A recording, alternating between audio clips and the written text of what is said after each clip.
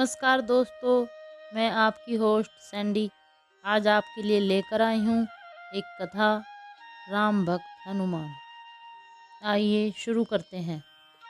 हनुमान जी को महादेव का 11वां रुद्र अवतार माना जाता है। सब जानते हैं कि वह प्रभु श्री राम के सच्चे और सबसे बड़े भक्त हैं। हनुमान का जन्म अंजनेरी पर्वत पर माता अंजनी की कोख से हुआ था। उनके पिता का नाम वानर राज केसरी था। इस वजह से उन्हें अंजनी पुत्र और केसरी नंदन जैसे नामों से भी जाना जाता है। सूर्य के सुवर्ण निर्मित सुमेक में केसरी जी का राज्य था। एक बार अंजनी ने स्नान करके सुंदर वस्त्र आभूषण परिधान किया। उस वक्त पवन भगवान ने उनको कहा कि आपको सूर्य, अग्नि और सोने जैसा तेजस्वी महाबली पुत्र प्राप्त होगा, और वैसा ही हुआ। श्री राम का निष्ठावान सेवक भक्त जानकर हनुमान जी से हम सब परिचित हैं। हनुमान को असीम भक्ति और असीम विनम्रता ऐसे अनेक गुणों से पहचाना जाता है। भगवान की जन्म की कथा यह श्री राम जी के जन्म से जुड़ी हुई है। अंजनी को संतान प्राप्त हो सके, इसलिए वह भगवान शंकर जी की पूजा कर रही थी। आज भी शिव भक्त महाशिवरात्रि को शंकर जी की उपासना करते हैं।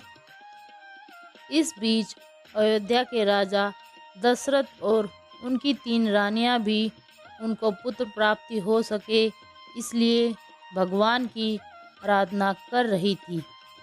उन्होंने अपने गुरु के मार्गदर्शन से संतान प्राप्ति के लिए पुत्र कामेष्टि यज्ञ किया।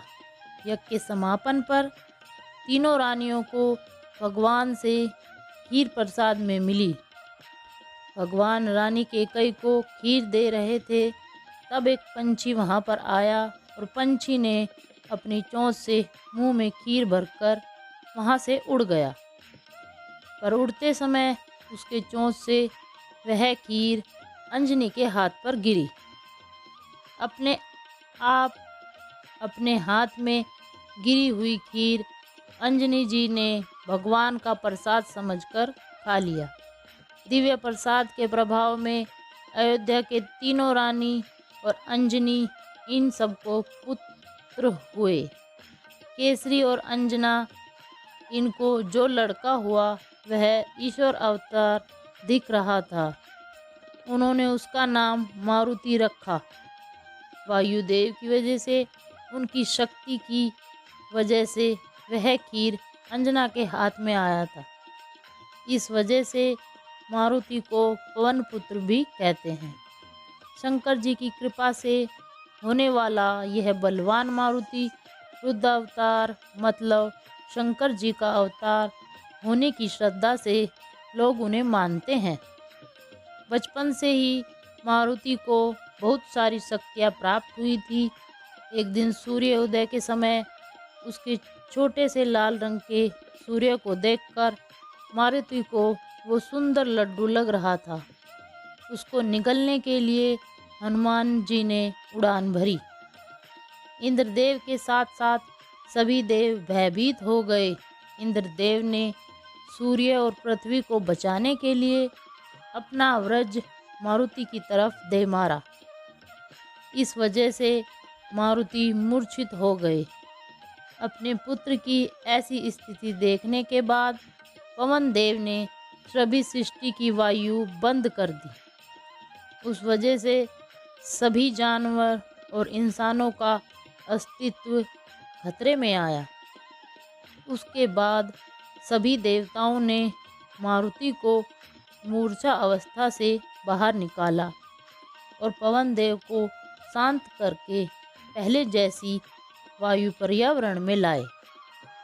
हनुमान को सभी देवों ने आशीर्वाद देते हुए कई शक्तियाँ प्रदान की।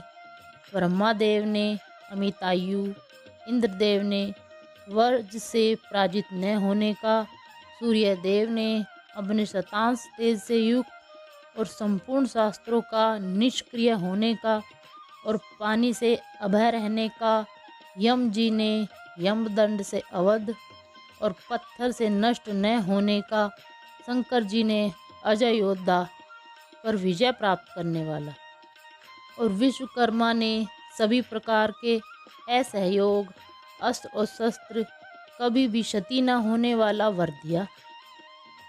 यह सभी प्रकार के वर प्राप्ति की वजह से हनुमान जी ने अमित पराक्रम किए, जो जगत में प्रसिद्ध हो गए। एक दिन बचपन में सभी शक्तियों से पूर्ण हनुमान ने एक ऋषि का परिहास किया। इस वजह से मारुति को श्राप मिला, तुम तुम्हारे सभी शक्तियों को भूल जाओगे। कई साल बाद सीता को ढूंढते समय समंदर लांघने से पहले जामवंत ने हनुमान को उसकी शक्तियाँ याद दिलाई। श्री राम, सीता और लक्ष्मण जब वनवास में थे, उस वक्त रावण ने सीता का हरण करके लंका में लाया।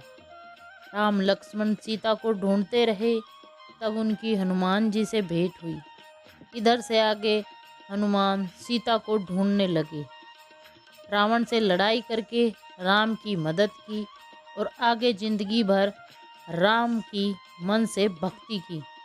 उस वजह से जिस जगह राम का मंदिर है, उसके बाजू में हाथ जोड़े हुए हनुमान जी की मूर्ति होती है। वे महादेव का अवतार होने से उनमें बहुत सामर्थ्य है। राम भक्ति करते समय उनमें विष्णु तत्व होने के कारण उनमें स्थिति का भी सामर्थ्य आ गया। हनुमान में ब्राह्मण तेज और शास्त्र तेज दोनों होने के कारण युद्ध के वक्त वह उसका अच्छे से इस्तेमाल करते थे। ऐसा बोला जाता था, महाभारत के युद्ध में श्री कृष्ण ने हनुमान को अर्जुन के रथ पर स्थान दिया था। तभी हनुमान ने रथ और अर्जुन पर आने वाली अस्त्र और शस्त्र हवा में नष्ट कर दिए। ऐसा बताया जाता है। हनुमान शक्ति सामर्थ्य के लिए जितना प्रसिद्ध है, उतना ही वह बुद्धि के लिए भी जाने जाते हैं। बचपन में हनुमान ने गुरुकुल में जाकर बहुत सारी विद्या सीखी थी। वानरों का युद्ध करने की विशिष्ट तरीका मारुति ने सीखा। हनुमान को खूब सारी भाषाएं भी आती थी, इसलिए राम लक्ष्मण की खबर निकालने के लिए सुग्रीव ने हनुमान जी को भेजा था और इसीलिए सीता को ढूंढने के लिए हनुमान को भेजा गया।